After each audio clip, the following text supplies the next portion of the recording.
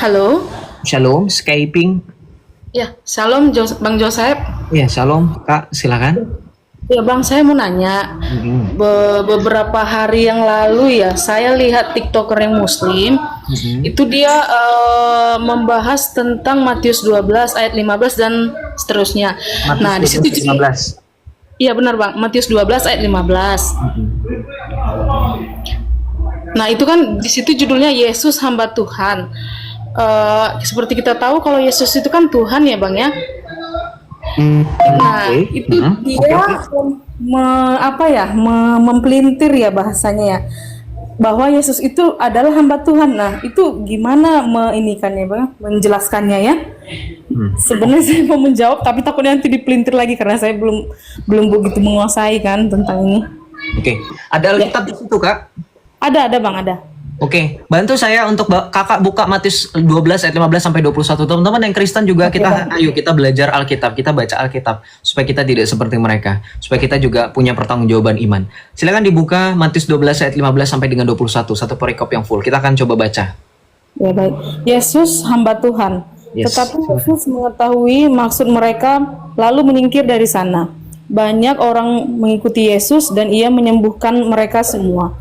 Ia dengan keras melarang mereka memberitahukan siapa dia, supaya genaplah firman yang disampaikan oleh Nabi Yesaya, lihatlah itu hambaku yang kupilih, yang kukasihi, yang kepadanya jiwaku berkenan. Aku menaruh rohku ke atasnya, dan ia memaklumkan hukum kepada bangsa-bangsa.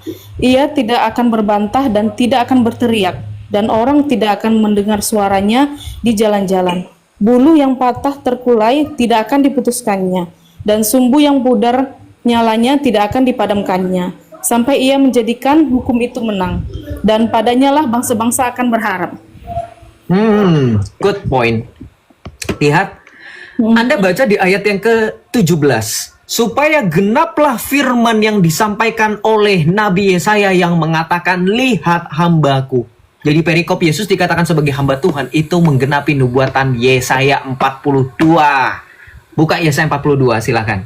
Yesaya 42. Yes. Itu yang ada di Vitiku sambil nunggu Kak Skyping ini buka ya. Teman-teman lihat Vitiku itu yang jawab 1001 truth apa 1001 truth itu yang katanya Yesaya 42 itu untuk Muhammad itu sedang dikutip oleh Tuhan Yesus di dalam Yesaya di dalam Matius itu. Jadi ketika dikatakan hamba Tuhan, lo kamu juga jangan lupa di dalam Yesaya 53 ketika kita merayakan ibadat Jumat Agung dibacakan Yesaya nubuatan tentang hamba yang menderita. Di situ juga tertulis hamba yang menderita. So what's the point? Itu tentang menjelaskan dan menekankan inkarnasinya firman Allah menjadi manusia. Ya, karena dalam kemanusiaannya ia betul-betul merendahkan dirinya. Filipi 2 itu loh.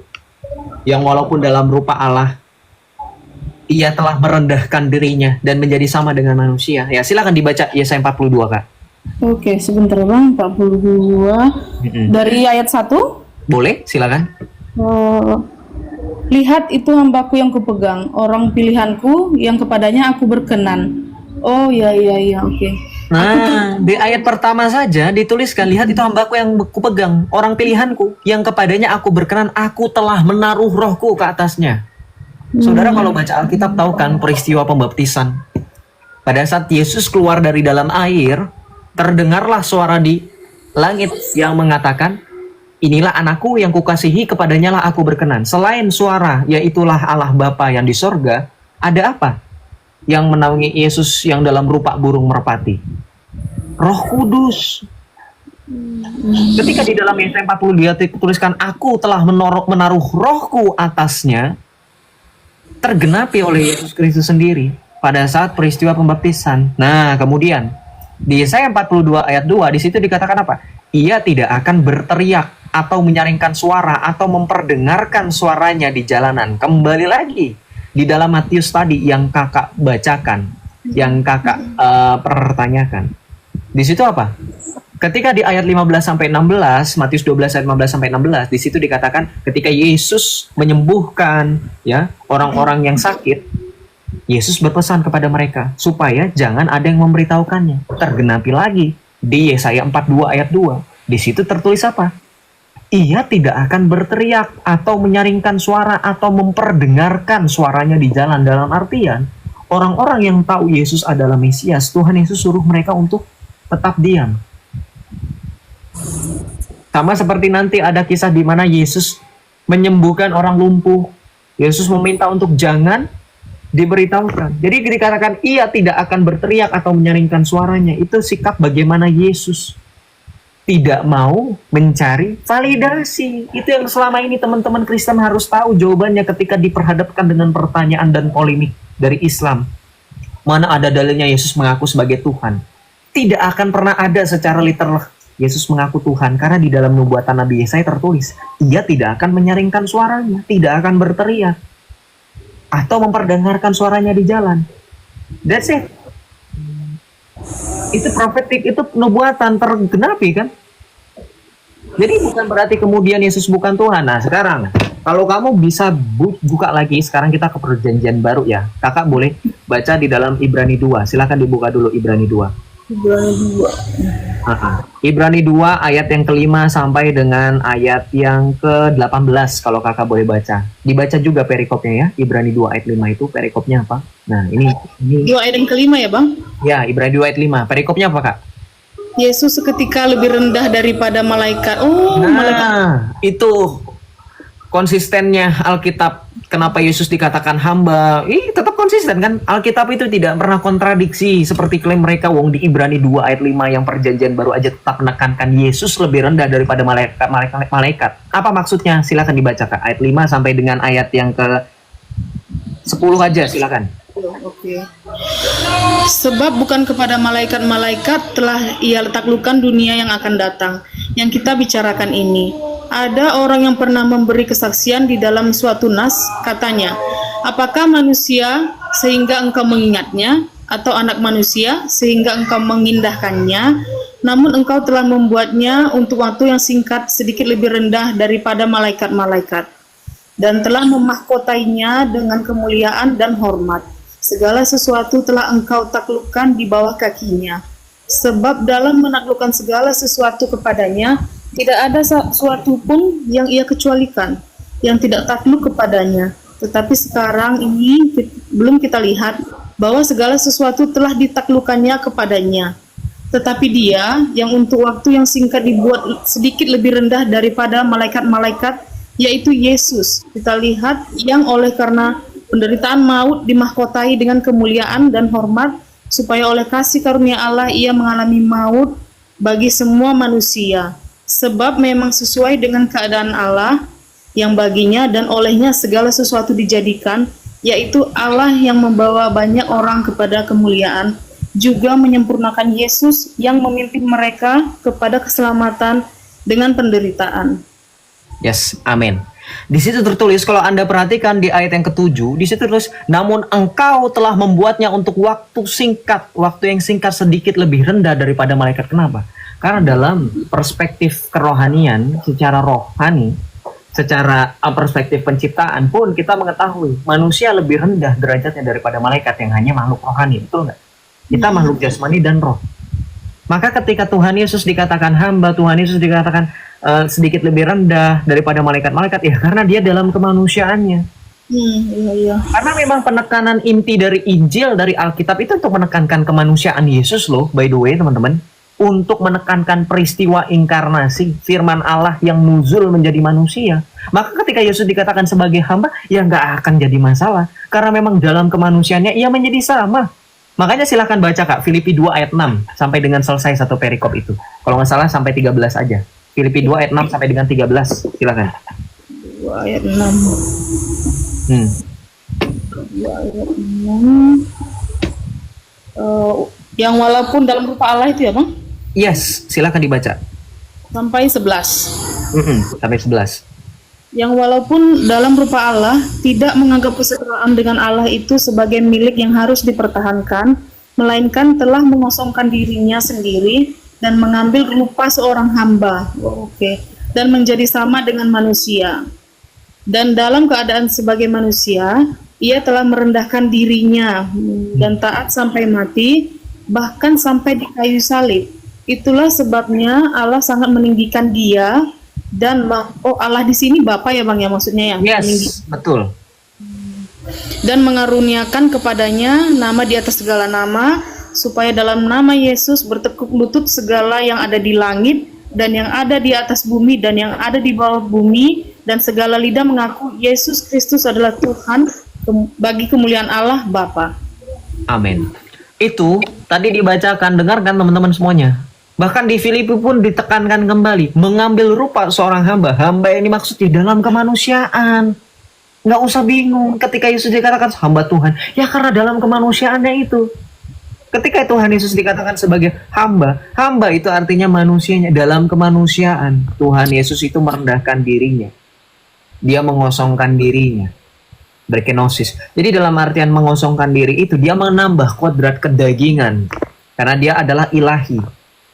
Makanya ketika Yesus dikatakan sebagai hamba Tuhan, orang Kristen jangan minder, orang Kristen jangan takut, karena memang kedatangan Yesus sebagai manusia itulah yang kemudian menjadi warta keselamatan.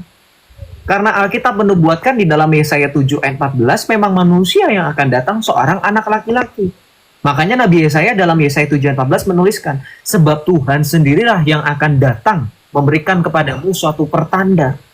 Seorang perempuan muda, seorang perawan, akan mengandung dan akan melahirkan anak laki-laki dan akan menamainya Immanuel. Nah, nubuatan itu tergenapi karena Yesus adalah firman Allah. Ketika disebutkan dalam Yesaya tadi, Yesaya 7 ayat 14, Immanuel artinya Allah beserta kita, maka kita pun yakin Sang firman itu telah menjadi daging. Yohanes 1 ayat 14, firman itu telah menjadi daging dan tinggal di antara kita. Maka Immanuel itu tergenapi di dalam Kristus Yesus. Makanya dalam kemanusiaan Yesus menunjukkan dirinya sebagai satu-satunya manusia yang sempurna dan agung. Makanya di dalam Ibrani nanti juga ada ditemukan Yesus sebagai imam yang agung, ya kan? Dengan tipologi Melkisedek. Nanti di dalam surat Rasul Paulus kepada jemaat di Roma 5 dikatakan Yesus sebagai Adam yang baru. Karena memang kedatangan Yesus sebagai manusia ini untuk memulihkan keadaan kita. Ingat loh, keadaan kita yang memang adalah seorang hamba yang seharusnya taat. Tetapi karena keberdosaan Adam, kejatuhan Adam dan Hawa, kita menjadi tidak taat. Makanya di dalam Filipi itu tertulis, dibuktikan Yesus itu taat bahkan sampai mati di kayu salib. Makanya perspektif kita orang Kristen ya, Kak Sky dan juga teman-teman.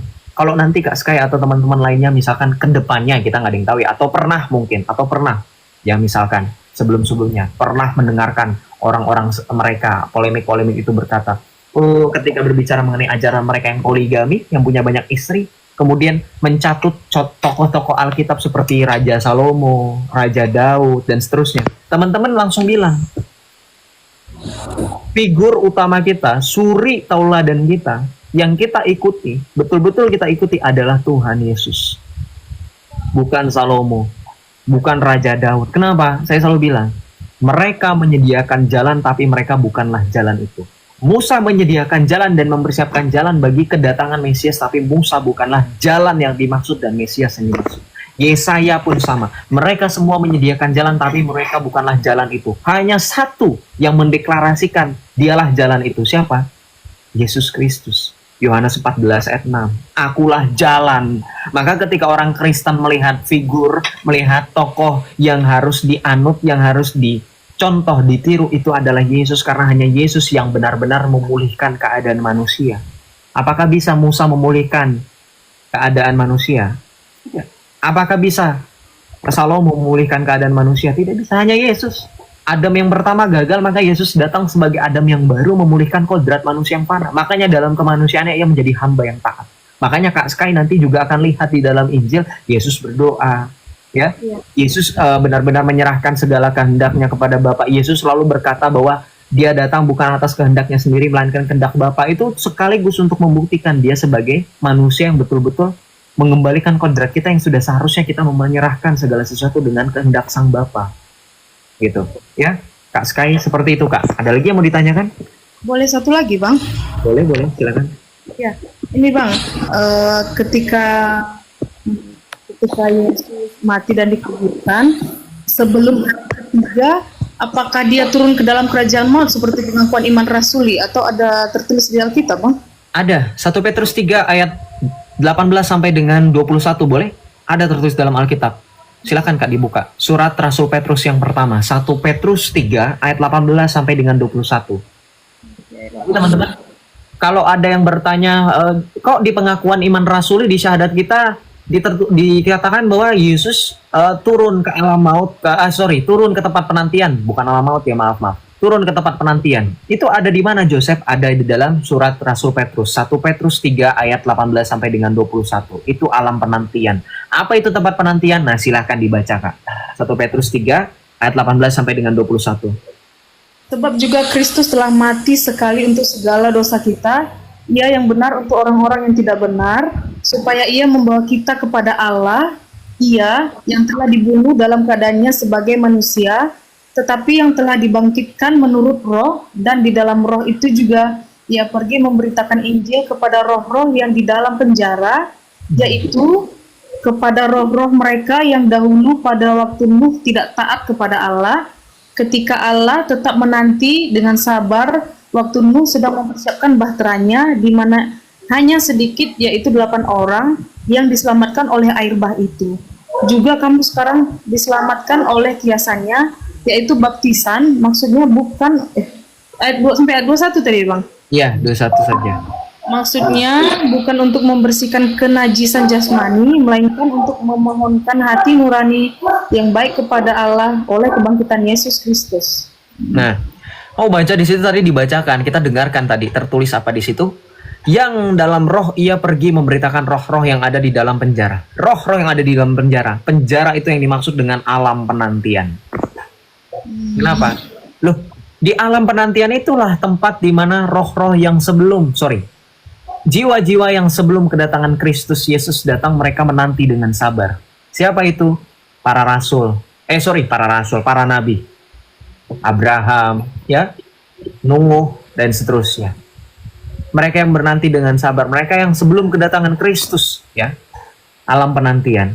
Nah, makanya ketika berbicara mengenai syahadat pengakuan iman rasuli, itu semua jelas ada di dalam Alkitab, termasuk yang tadi kakak tanyakan, ada ya Kak? Itu roh-roh yang ada di dalam penjara. Nah, kan tertulis itu, yang memberitakan Injil ke dalam roh-roh yang ada. Maksudnya memberitakan Injil, seperti yang kita tahu, Injil adalah keselamatan. Betul?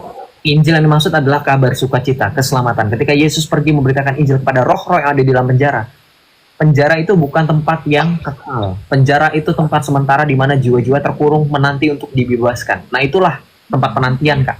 Penantian, namanya menanti kedatangan Kristus untuk membebaskan mereka dan membawa mereka semua ke sorga. Begitu, Kak. Ya, baik. Makasih banyak Joseph, udah dijelaskan. Terima kasih. Semoga kakak semakin teguh dalam iman ya. Tetap bertumbuh di dalam Kristus ya, Kak.